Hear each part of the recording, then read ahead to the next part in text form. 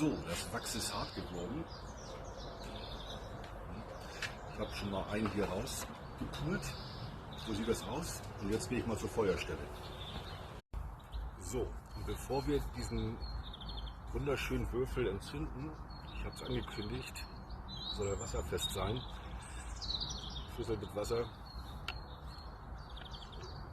Dann weichen wir immer erstmal schön ein hier.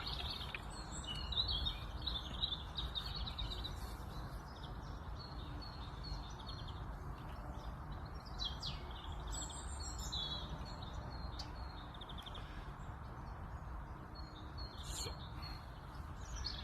Schneid den mal ein.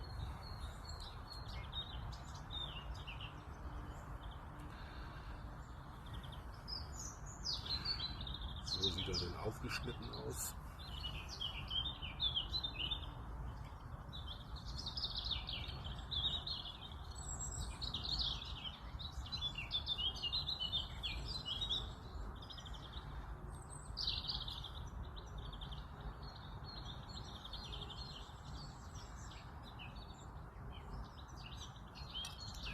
So, dann pulen wir die Watte so ein bisschen raus und dann gucken wir mal, wie er zündet.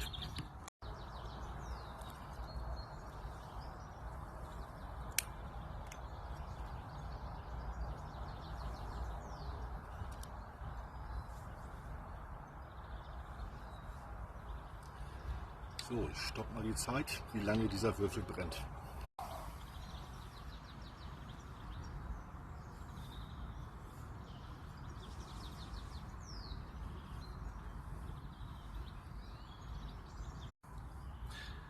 Fünf Minuten später und er brennt immer noch. Ich bin ehrlich gesagt begeistert. So, kurzes Fazit. 10 Minuten hat er gebrannt. Ich kann es wirklich nur empfehlen. Das war der hier. Viel Spaß beim Nachmachen.